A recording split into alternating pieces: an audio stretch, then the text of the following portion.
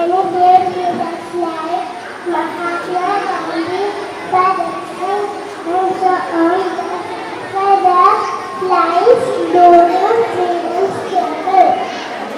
We should proud to be an Indian. Thank you all, Jai Hind. ബഹുമാനപ്പെട്ട അധ്യാപകരെ, എന്റെ പ്രിയ കൂട്ടുകാരെ, എല്ലാവർക്കും എന്റെ നന്ദിനാശംസകൾ. 1947 ഓഗസ്റ്റ് 15-നാണ് ബ്രിട്ടീഷുകാരുടെ അനുമോദത്തിൽ നിന്നും നാം മോചിതരായത്. മോചിപ്പിക്കാൻ വേണ്ടി മുന്നോട്ടിറങ്ങിയ സ്വാതന്ത്ര്യ സമര നായകനായിരുന്നു ഗാന്ധിജി, ജവഹർലാൽ നെഹ്റു, സുഭാഷ് ചന്ദ്രബോസ്, സർദാർ വല്ലഭായ് പട്ടേൽ തുടങ്ങി ഒട്ടേറെ പേരുടെ ത്യാഗത്തിന്റെ ഫലമാണ് നാം അനുഭവിക്കുന്ന സ്വാതന്ത്ര്യം.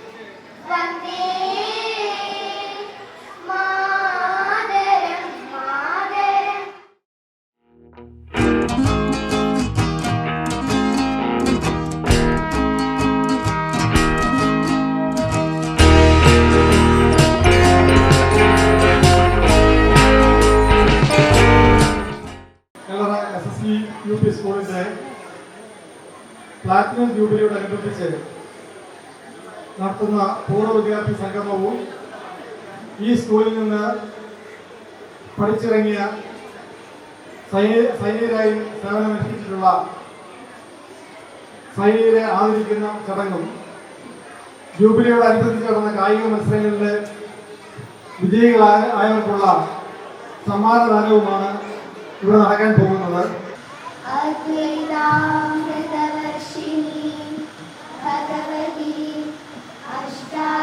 അഷ്ടാദശാധ്യായിനി അമൃത്വാമനുസന്ധദാമി ഭഗവദ്ഗീതേ ഭവദ്വേഷിണി നമോസ്തുതേ വ്യാസവിശാലബുദ്ധേ പുല്ലാരവിന്ദായത പത്രനേത്ര യേന സ്വയാ ഭാരതതൈലപൂർണ പ്രജ്വാലിതോ ജ്ഞാനമയ പ്രദീപ. നമ്മുടെ യോഗാധ്യക്ഷൻ ശ്രീ പി ഡി രേണുകൻ അവർ, നമ്മുടെ യോഗ ഉദ്ഘാടനം ചെയ്യുന്ന ശ്രീ കലവൂർ രവികുമാർ,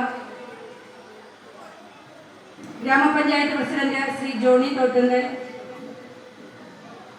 ധീര ജവാന്മാരെ ആദരിക്കാൻ എത്തിയിരിക്കുന്ന കേണൽ എസ് വിജയൻ, കായിക വിജയികൾക്കുള്ള സമ്മാനം ദാനം നിർവഹിക്കുന്ന ജില്ലാ sports council president Baiju Varghese Gurukkal, വിദ്യാഭ്യാസ standing committee chairman Shri Joy Kottayi, ward member Shri Ramesh Kavimattam, SNDP യോഗം secretary Shri K V Sudarshanan, school executive Shri PR Baburajan, PTA president Ajeesh P, MPTA president Soumya Jayesh, പൂർവ്വ വിദ്യാർത്ഥികളുടെ പ്രതിനിധിയായി എത്തിയിരിക്കുന്ന ശ്രീ സൈമൺ MO, പൂർവ്വ വിദ്യാർത്ഥി പ്രതിനിധിയും നമ്മുടെ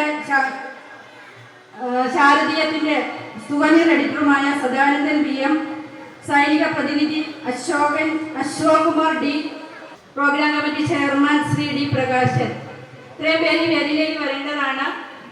നമ്മുടെ സദസ്സിലിരിക്കുന്ന ധീര ജവാന്മാർ, പൂർവ്വ വിദ്യാർത്ഥികൾ, PTA MPTA കമ്മിറ്റി അംഗങ്ങൾ, സഹപ്രവർത്തകർ, പ്രിയപ്പെട്ട വിദ്യാർത്ഥികൾ, പ്രിയപ്പെട്ട നാട്ടുകാർ, ഇന്ന് സ്വാതന്ത്ര്യ ദിനം.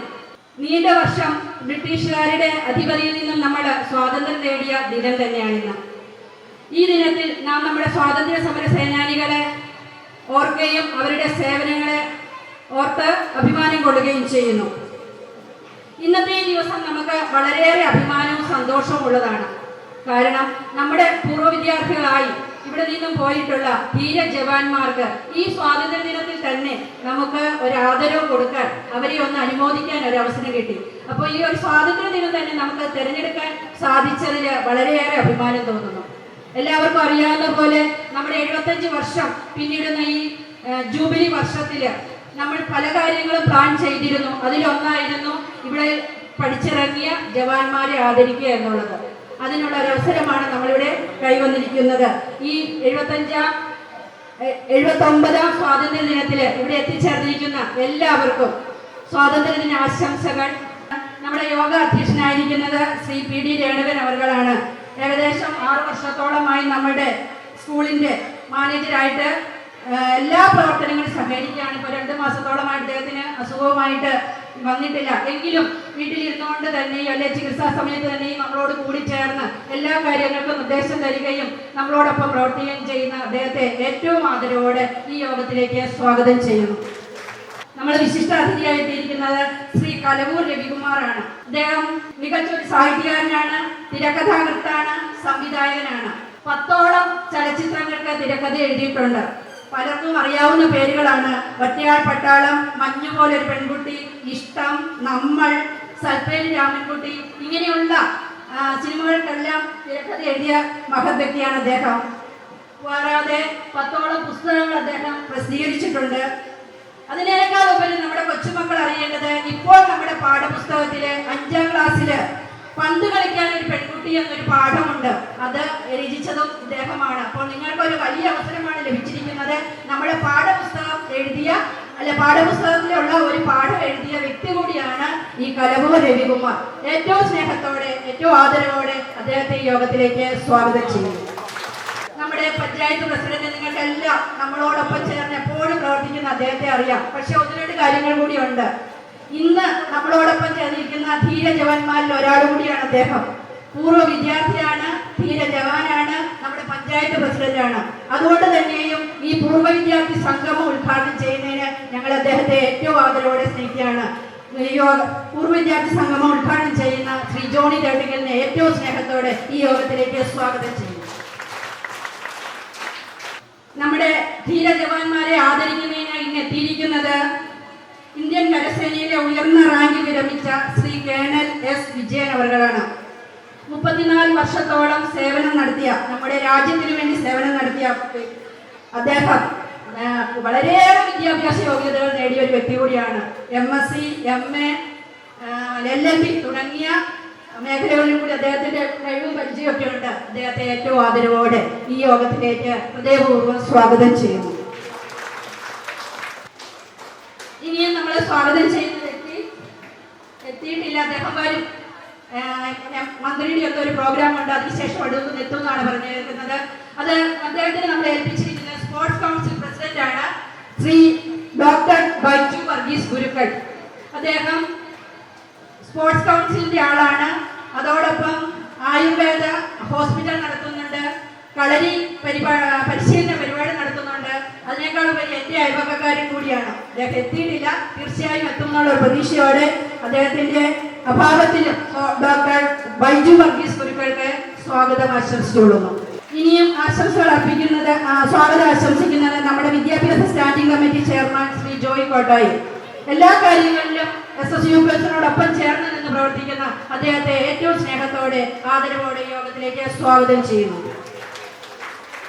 നമ്മുടെ സ്കൂളിന്റെ വാർഡ് മെമ്പറാണ് ശ്രീ രമേശ് കാവിമറ്റം. രാവിലെ തന്നെയും പതാക ഉയർത്തുന്ന സമയത്ത് അദ്ദേഹം ഉണ്ടായിരുന്നു. എല്ലാ പരിപാടികളിലും എന്നും നമ്മളോടൊപ്പം ചേർന്ന് പ്രവർത്തിക്കുന്ന രമേശ് കാവിമറ്റത്തെ ഏറ്റവും സ്നേഹത്തോടെ യോഗത്തിലേക്ക് സ്വാഗതം ചെയ്യുന്നു. നമുക്കറിയാം, ശക്തമായ ഒരു മാനേജ്മെന്റ് ആണ് നമ്മളോടൊപ്പം ഉള്ളത്. അതുകൊണ്ട് തന്നെയാണ് നമ്മുടെ സ്കൂൾ ഇത്രയേറെ മികവിലേക്ക് പോകാനും കാരണം. അതോടൊപ്പം ചേർന്ന് നിന്ന് പ്രവർത്തിക്കുന്ന നമ്മുടെ SNDP യോഗം സെക്രട്ടറി ശ്രീ KV സുദർശൻ ചേട്ടനെ ഈ യോഗത്തിലേക്ക് ഹൃദയപൂർവ്വം സ്വാഗതം ചെയ്യുന്നു. സ്കൂൾ എക്സിക്യൂട്ടീവ് ബാബുരാജൻ സാർ ഇപ്പോൾ വരാമെന്ന് പറഞ്ഞിട്ടുണ്ട്. അദ്ദേഹത്തെയും സ്വാഗതം ചെയ്യുന്നു. നമ്മുടെ കെട്ടുറപ്പുള്ള ഒരു PTA MPTA ആണ് നമുക്കുള്ളത്. അതിന് നേതൃത്വം വഹിക്കുന്നത് ശ്രീ അജീഷ് P ആണ്. PTA പ്രസിഡന്റിനെ ഏറ്റവും സ്നേഹത്തോടെ ഈ യോഗത്തിലേക്ക് സ്വാഗതം ചെയ്യുന്നു. അതോടൊപ്പം തന്നെ MPTA പ്രസിഡന്റ് ശ്രീ സൗമ്യ ജയേഷിനെയും യോഗത്തിലേക്ക് സ്വാഗതം ചെയ്തുകൊള്ളുന്നു. നമ്മുടെ 75ാം വാർഷികം ആഘോഷിക്കുന്ന ഒരു ജനറൽ ബോഡി യോഗം കൂടിയപ്പോൾ ആദ്യമായി തന്നെയും കൂടിയ ഒരു യോഗത്തില് നമ്മുടെ ഈ ആഘോഷ പരിപാടി ഏറ്റവും ഭംഗിയായി നടത്തുവാൻ വേണ്ടിയുള്ള കുറേയേറെ നിർദ്ദേശങ്ങളും പല കമ്മിറ്റികളിലും സജീവമായി പ്രവർത്തിക്കുകയും ചെയ്യുന്ന ഒരു പൂർവ്വ വിദ്യാർത്ഥിയാണ് സൈമൺ MO. അദ്ദേഹത്തെ പൂർവ്വ വിദ്യാർത്ഥി പ്രതിനിധിയായിട്ട് നമ്മൾ ഈ യോഗത്തിലേക്ക് ക്ഷണിച്ചിരിക്കുന്നു. അദ്ദേഹത്തെ ഏറ്റവും സ്നേഹത്തോടെ ആദരവോടെ ഈ യോഗത്തിലേക്ക് സ്വാഗതം ചെയ്യുന്നു. ഇനിയും നമുക്ക് സ്വാഗതം പറയുന്നത് സദാനന്ദൻ PM ഗുരുകൃപ. ശരിക്കും പറഞ്ഞാല് നമ്മുടെ ഒരു ജൂബിലി ആഘോഷത്തിന്റെ ജീവനാടി എന്ന് പറയുന്നത് സദാനന്ദ സാർ എന്ന് വേണം പറയാം. കാരണം ഇടയ്ക്കൊന്ന് മങ്ങിപ്പോയ, അതായത് സ്കൂളിൽ ആഘോഷ പരിപാടി ആദ്യത്തെ ഉദ്ഘാടന പരിപാടിക്ക് ശേഷം ചെറുതായിട്ടൊന്ന് മങ്ങിയെങ്കിലും ഇതിനെ നമുക്ക് ഏണ്ടതിയിൽ കൊണ്ടുപോകണം, നമ്മൾ തന്നെ അത് ഏറ്റെടുത്ത് നടത്തണം ടീച്ചറെ എന്ന് പറയുകയും നമുക്ക് വേണ്ടിയിട്ട് ശരിക്കും പറഞ്ഞ ഒരു നിസ്വാർത്ഥ സേവനം പോലെ രാവുപകല് പ്രവർത്തിച്ചുകൊണ്ടിരിക്കുന്ന ഈ സദാനന്ദൻ PM ഗുരുകുബ ഏറ്റവും സ്നേഹത്തോടെ ഈ യോഗത്തിലേക്ക് സ്വാഗതം ചെയ്യുന്നു. ഇന്ന് നമ്മളോടൊപ്പം സൈനിക പ്രതിനിധിയായിട്ട് നമ്മുടെ ഒപ്പത്തിരിക്കുന്നത് അശോകുമാർ D കടത്തിൽ. അദ്ദേഹം ഈ പറഞ്ഞതുകൊണ്ടാണ് നമ്മുടെ ആഘോഷ പരിപാടികൾക്ക് അല്ലെങ്കിൽ നമ്മുടെ ജൂബിലി ആഘോഷങ്ങൾക്ക് നേതൃത്വം വഹിക്കുന്നതിൽ ഒരു പ്രധാന കക്ഷിയാണ്. അദ്ദേഹത്തെയും ഈ യോഗത്തിലേക്ക് ഹൃദയപൂർവ്വം സ്വാഗതം ചെയ്യുന്നു.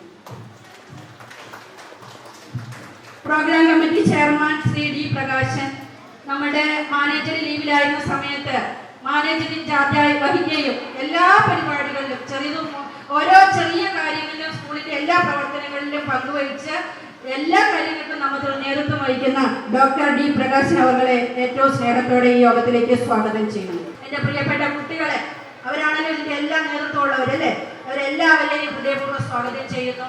ഇവിടെ എത്തിച്ചേർന്നിട്ടുള്ള എല്ലാ മഹത്വത്തികളെയും പേരെടുത്ത് പറയേണ്ടവരുണ്ട്, എങ്കിലും സമയക്കുറവുകൊണ്ട് പറയുന്നില്ല. എല്ലാവരെയും ഈ യോഗത്തിലേക്ക് ഹൃദയപൂർവ്വം സ്വാഗതം ചെയ്യുന്നു.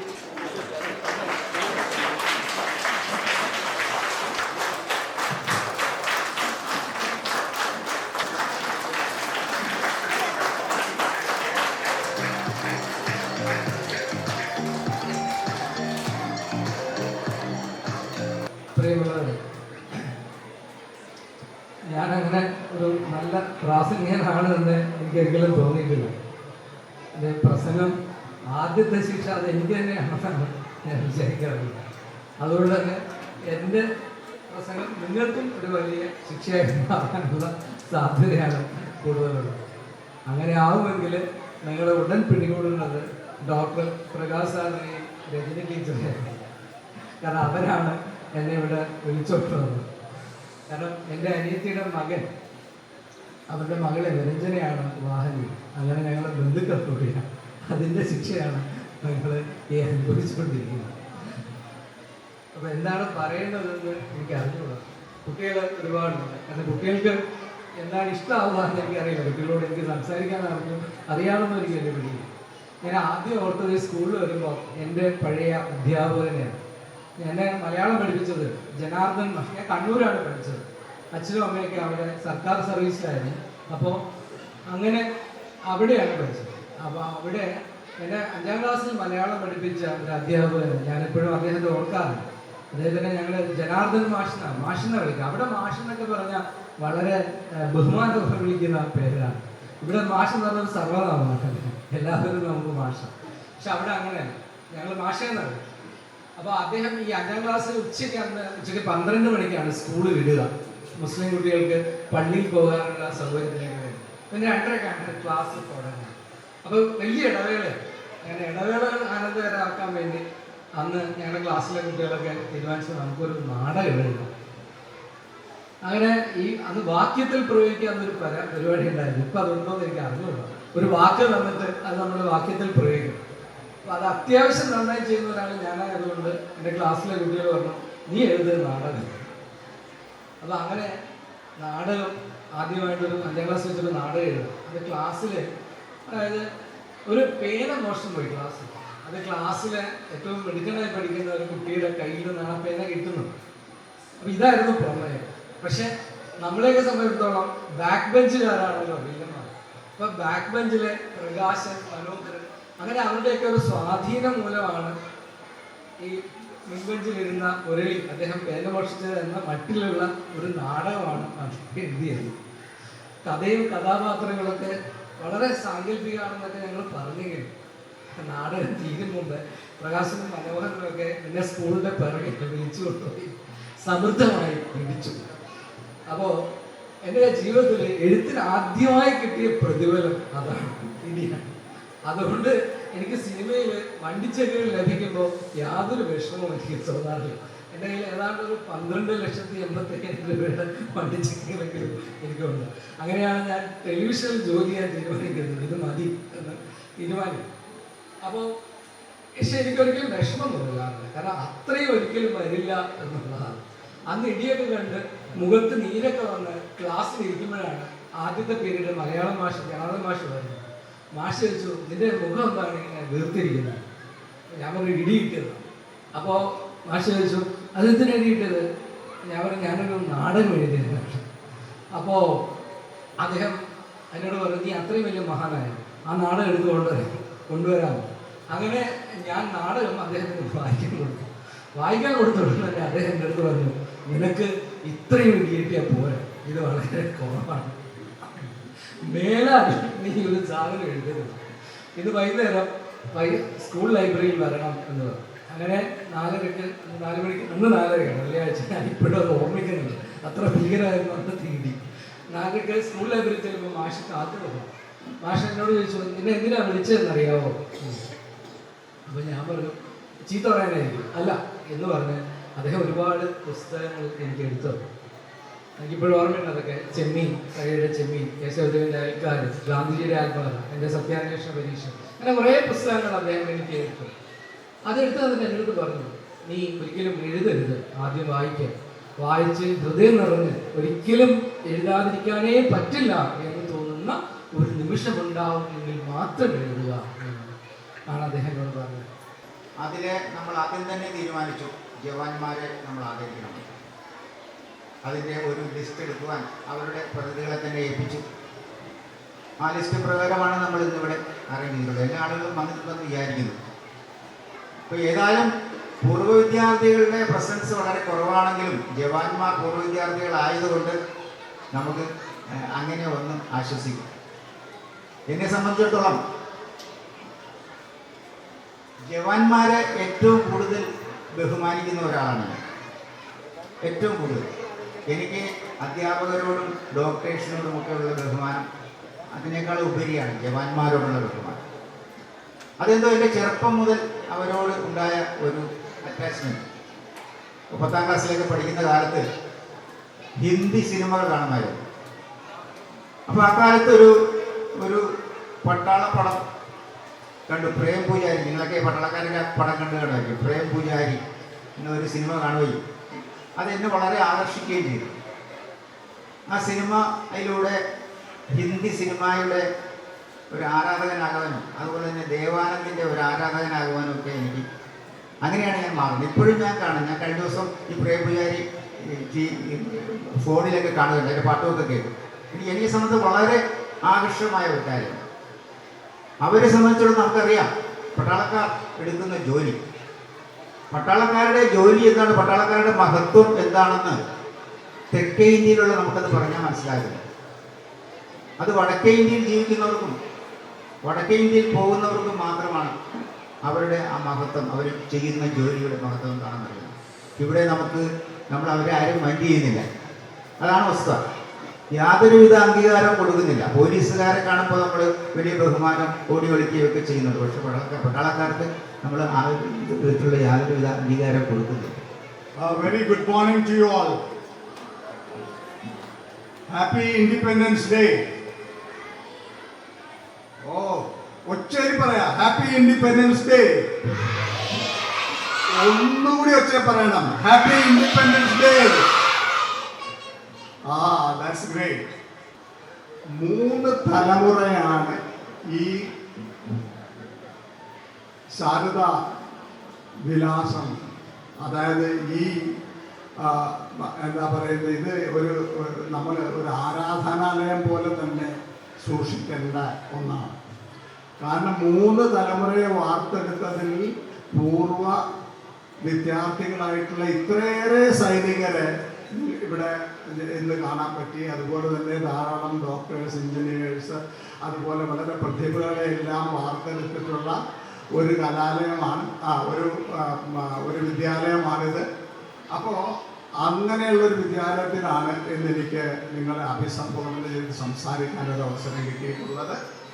അപ്പോൾ ആദ്യമായിട്ട് നിങ്ങൾക്ക് ഏവർക്കും നമ്മുടെ 29ാം സ്വാതന്ത്ര്യദിന ഈ സന്ദർഭത്തിൽ ഞാൻ എല്ലാവിധ ആശംസകളും നേരുന്നു. അതുകൂടാതെ ഇവിടെ അധ്യക്ഷ പ്രസംഗത്തിൽ ഏറ്റവും കൂടുതൽ സമയം പ്രകീർത്തിച്ചത് പ്രത്യേകിച്ചും സൈനികരുടെ സേവനത്തെ പറ്റി. അപ്പം അതിൻ്റെ ഒരു പാരമ്പര്യം ഈ സ്കൂളിനുണ്ട്, നിങ്ങൾക്ക് ഏവർക്കും ഉണ്ട്, ഈ നാട്ടുകാർക്കുണ്ട് എന്നുള്ള സത്യത ഞാൻ മനസ്സിലാക്കി.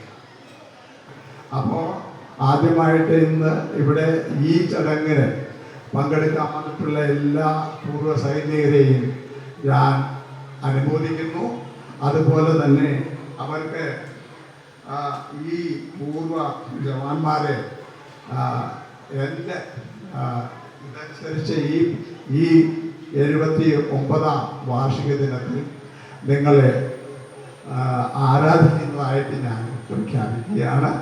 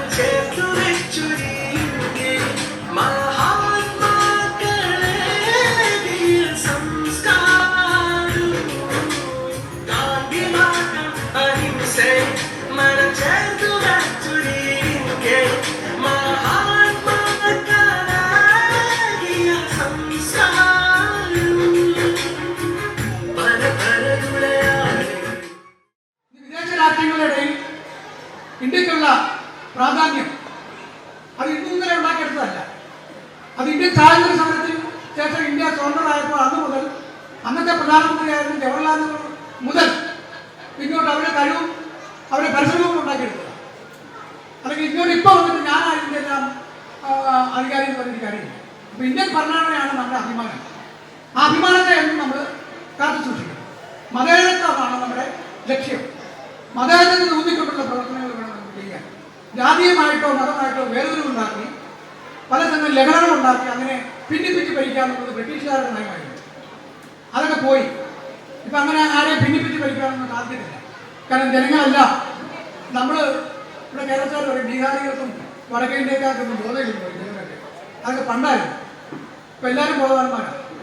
നമ്മൾ 100% ലിറ്ററസി എന്ന് പറയുന്നെങ്കിലും ഇപ്പം നമുക്ക് 100 ഇല്ല, 95% ഉള്ളൂ. 100% ലിറ്ററസി ഉള്ള വേറെ സംസ്ഥാനങ്ങളുണ്ട്. അപ്പം അതുകൊണ്ട് അങ്ങനെയുള്ള രീതിയിലുള്ള വേദനകളൊന്നും ഉണ്ടാക്കാൻ നമുക്ക് പറ്റത്തില്ല. നമ്മുടെ ശാന്തിയുടെയും സമാധാനത്തിൻ്റെയും നമ്മുടെ അതിർത്തികളിൽ നിൽക്കുന്ന ജവാന്മാരുടെയും ഒക്കെ ഏക ലക്ഷ്യം മതേതരത്തിന് മുന്നിട്ടുള്ള ഭരണവും അതിന്മേലുള്ള അധികാരവുമാണ്. ശരിക്കും ഇവിടെ വന്നപ്പോൾ നമ്മുടെ ഒരു സ്വാതന്ത്ര്യ സമരത്തിനോടനുബന്ധിച്ച ഒരു ഗാനമാണ് ഇവിടെ കേട്ടത്. വാക്കുകൾക്ക് മനുഷ്യനെ എങ്ങനെ ഉണർത്താൻ പറ്റുമെന്നുള്ളതിന്റെ തെളിവായിരുന്നു. അദ്ദേഹത്തിന്റെ പേര് എനിക്കറിയില്ല, ഞാൻ ആദ്യം കാണുക.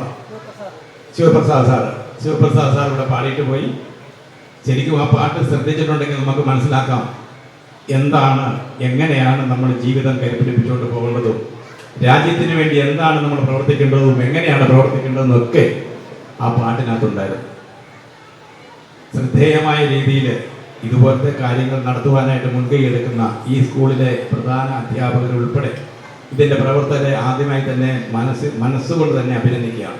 ഇപ്പോൾ ഇവിടെ കേണൽ സാർ പറഞ്ഞ കൂട്ട് 2030 ആകുമ്പോഴത്തേനെ ഏതാണ്ട് 3-ാം സ്ഥാനത്തേക്ക് ലോകരാഷ്ട്രങ്ങളോട് കടപ്പെടുത്തി എത്തുന്ന ഒരു കണക്കാണ് വരുന്നത്. അതിനു വേണ്ടിയിട്ട് കാലാകാലങ്ങളായി ഇവിടെ വരുത്തുന്ന ഭരണാധികാരികളുടെയും ജനങ്ങളുടെ ഇച്ഛാശക്തി കൊണ്ട് മാത്രമാണ് നമ്മൾ ഈ നിലയിൽ വളർന്നു വന്നത്. അതുപോലെ തന്നെ ഈ സ്കൂള് അതിനുശേഷം 4 വർഷത്തിന് ശേഷമാണ് രൂപം കൊണ്ടത്. ഈ ഭൗതിക സാഹചര്യങ്ങളെല്ലാം മികച്ച രീതിയിൽ കെട്ടിപ്പടുക്കുന്നതിന് വേണ്ടിയിട്ട് ഈ സ്കൂളിനെ കാലാകാലങ്ങളിൽ നയിച്ച മൺമറഞ്ഞു പോയ പൂർവികരായ ഈ ശാഖായോഗത്തിൻ്റെ പൂർവികരുടെയും മൺമറഞ്ഞു പോയ ഭരണാധികാരികളുടെയൊക്കെ കഴിവുകൊണ്ടും ഇപ്പോഴത്തെ ഭരണാധികാരികളുടെയൊക്കെ കഴിവുകൊണ്ടാണ് ഈ പഞ്ചായത്തിലെ മികച്ച രീതിയിൽ എല്ലാ ഭൗതിക സാഹചര്യങ്ങളിലും മുന്നിൽ നിൽക്കുന്ന സ്കൂളായി പ്രവർത്തിക്കുന്നത്. ഒരു പട്ടാളക്കാരൻ്റെ ജീവിത അനുഭവങ്ങളെ കുറിച്ച് പങ്കുവെച്ചു പോയിട്ടുള്ള നമ്മുടെ കേണൽ വിജയൻ സാർ, സ്പോർട്സ് കൗൺസിലിന്റെ പ്രസിഡന്റ്, അദ്ദേഹത്തോട് ഇവിടെ ഇരുന്നപ്പോൾ ഞാൻ പറഞ്ഞു, ഞങ്ങളുടെ ഒരു ചെറിയ സ്കൂളാണ്, സാറിന്റെ ഭാഗത്ത് നിന്ന് ഈ കുട്ടികൾക്ക് വേണ്ടിയിട്ടുള്ള അവരുടെ കായികപരമായ കാര്യങ്ങൾക്ക് വേണ്ടി ഈ സാറിന്റെ ഭാഗത്തുള്ള അകമഴിഞ്ഞ സഹായം ഉണ്ടാവണം, സഹായിക്കണം എന്ന് അദ്ദേഹത്തോട് ആവശ്യപ്പെടുകയുണ്ടായി. എന്തായാലും അതിലൂടെ പ്രഖ്യാപിക്കേണ്ടായി. നമ്മുടെ ഭാഗത്തുനിന്ന് നല്ല രീതിയിലുള്ള ഒരു പ്രവർത്തനം ഉണ്ടായാൽ തീർച്ചയായും കൗൺസിലിന്റെ ഭാഗത്തുനിന്ന് ഉണ്ടാകും എന്നുള്ള ഉറപ്പ് നമുക്ക് തന്നതിൽ അദ്ദേഹത്തിന് വാർഡ് മെമ്പർ നിലയ്ക്കുള്ള നന്ദി അറിയിക്കുകയാണ്. നമ്മുടെ സ്കൂളിൻ്റെ 75ാമത് വാർഷികം ശാരദീയം 75ൻ്റെ ഇവിടെ നടക്കുന്ന ഈ ഒരു പരിപാടി 30-ാം തീയതി നടക്കാൻ പോകുന്ന ഒരു വർഷം നീണ്ടു നിൽക്കുന്ന ആഘോഷങ്ങളുടെ സമാപനവും. ഈ വൈകവേളയിൽ ഒരുപാട് സംസാരിക്കുന്നില്ല. സന്ധ്യയിലായിരിക്കുന്ന എല്ലാവർക്കും എല്ലാവിധ ആശംസകളും നന്മകളും നേർന്നു. നന്ദി, നമസ്കാരം. ഈ അവസരത്തിൽ ഈ സ്കൂളിന്റെ ഈ 75ാമത് വാർഷികം ആഘോഷിക്കുന്ന വാർഷിക ജൂബിലി ആഘോഷിക്കുന്ന എല്ലാവിധ ആശംസകളും നേർന്നുകൊണ്ട് ഞാൻ എൻ്റെ വാക്കുകൾ പ്രസംഗിക്കുന്നു. സ്വാതന്ത്ര്യദിന ആശംസകൾ നേരുന്നു. അതോടൊപ്പം നമ്മുടെ സ്കൂളിൻ്റെ 75ാമത് വാർഷികാഘോഷവുമായി ബന്ധപ്പെട്ട് ഇന്നിവിടെ നടക്കുന്ന പൂർവ്വ വിദ്യാർത്ഥി സംഗമത്തിനും സൈനികനെ ആദരിക്കുന്ന പരിപാടിക്കും എൻ്റെ എല്ലാവിധ ആശംസകളും അറിയിച്ചുകൊണ്ട് നിർത്തുന്നു. നമ്മുടെ സ്കൂളിൻ്റെ പ്ലാറ്റിനം ജൂബിലിയുമായി ബന്ധപ്പെട്ട എല്ലാ പ്രവർത്തനങ്ങൾക്കും ഈ സ്വാതന്ത്ര്യ ദിനാഘോഷങ്ങൾക്കും ആശംസകൾ നേർന്നുകൊണ്ട് ഹാപ്പി ഇൻഡിപെൻഡൻസ് ഡേ. ഇന്നത്തെ ചടങ്ങിൻ്റെ പ്രധാന പോയിന്റ് ഓഫ് അറ്റൻഷൻ നമ്മുടെ ധീര ജവാന്മാരാണ്. എല്ലാവരും അവരുടെ ധീരപ്രവൃത്തികളെക്കുറിച്ചും അവരുടെ സേവനത്തെക്കുറിച്ചും പറഞ്ഞു.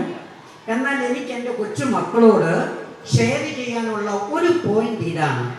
നിങ്ങൾ ഈ ധീര ജവാന്മാരിൽ എന്താണ് കാണുന്നത്? ഇവരുടെ കൃത്യനിഷ്ഠതയോടെയുള്ള ഒരു ജീവിതം, അച്ചടക്കത്തോടു കൂടിയുള്ള ഒരു ജീവിതം. അവരുടെ സേവനകാലത്തും സേവനം കഴിഞ്ഞു.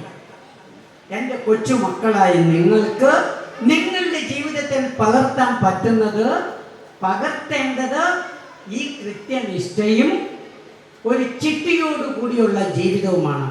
ഇതിനകത്ത് ഞങ്ങൾക്ക് മറക്കാൻ പറ്റാത്ത ഒരു വ്യക്തി നമ്മുടെ പുഷ്കരൻ ചേട്ടനാണ്. നമ്മുടെ സ്കൂളിൻ്റെ മാനേജ് യോഗം പ്രസിഡന്റൊക്കെയാണ്. അദ്ദേഹത്തിൻ്റെ ആ ഒരു ഊർജ്ജസ്വലമായ വാക്കുകൾ നമ്മളെ മുന്നോട്ടിറങ്ങാൻ പ്രേരിപ്പിച്ചിട്ടുണ്ട്. പിന്നെ രേണുക ചേട്ടൻ, പ്രകാശൻ, പിന്നെ കമ്മിറ്റിക്കാർ എല്ലാവരും നമ്മളോട് സഹകരിക്കുന്നുണ്ട്. പക്ഷെ നമ്മൾ ഉദ്ദേശിച്ചുള്ള ഫണ്ട് കളക്ഷൻ നടക്കുന്നില്ല. അതിന് നമ്മളിപ്പോൾ ഇവിടെ കൂടിയിരിക്കുന്നവരാണെങ്കിലും ഇനി എന്തെങ്കിലുമൊക്കെ ചെയ്യാൻ പറ്റുന്നവരോ മറ്റുള്ളവരോട് പറഞ്ഞ ചെയ്യിക്കണമെന്നൊരു അപേക്ഷ മാത്രമേ എനിക്കുള്ളൂ. അത് നേരത്തെ തന്നെ അവരെ പറഞ്ഞേൽപ്പിച്ചിരുന്നു, ഞങ്ങൾ വരും, നിങ്ങൾ തരണം എന്നൊക്കെ പറഞ്ഞിട്ട് തുക ഉൾപ്പെടെ നേരത്തെ ഫിക്സ് ചെയ്ത്, കാരണം ഞങ്ങൾക്ക് പോയി വാങ്ങേണ്ട ചുമതല ഉണ്ടായുള്ളൂ. അതേപോലെ ഒരു റിയാക്ഷൻ നമുക്ക് ഇപ്പോൾ കിട്ടുന്നില്ല, കാരണം നമ്മൾ നേരത്തെ ആരോടും ഇങ്ങനെ പറഞ്ഞു വയ്ക്കാത്തതുകൊണ്ട്. അപ്പോൾ അദ്ദേഹത്തെയും ഈ യോഗത്തിന് പേരുള്ള നന്ദി അറിയിക്കുകയാണ്. ഇനി നമുക്ക് നന്ദി അറിയിക്കാനുള്ളത് നമ്മളോട് സഹകരിച്ച കുറേ ആൾക്കാരുണ്ട്, പ്രത്യേകിച്ച് വനിതാ സംഘം, യൂത്ത് മൂവ്മെന്റ്. പ്രത്യേകം പറയണം, ഈ ഗെയിമുകളെല്ലാം നടത്തിയ അവരാണ്. നമ്മളവരെ ആ ഉത്തരവാദിത്തം ഏൽപ്പിക്കുക മാത്രമേ ചെയ്തുള്ളൂ. അവരെ അത് വളരെ ഭംഗിയായിട്ട് നടത്തിയ റിസൾട്ട് വന്നു, കൊടുക്കാനുള്ളവർക്ക് കൊടുത്തു, ഫൈനൽ ലിസ്റ്റ് നമ്മൾ ഏൽപ്പിച്ചു. അതിന് ഒരു കംപ്ലൈൻറ്റും ഇല്ലാതെ അവരത് ഭംഗിയായിട്ട് നടത്തി. അവരെ പ്രത്യേകിച്ച് നമ്മുടെ അതിൻ്റെ പ്രസിഡന്റ്, സെക്രട്ടറി എല്ലാവരെയും ഒരിക്കൽ കൂടി നന്ദി അറിയിക്കുകയാണ്.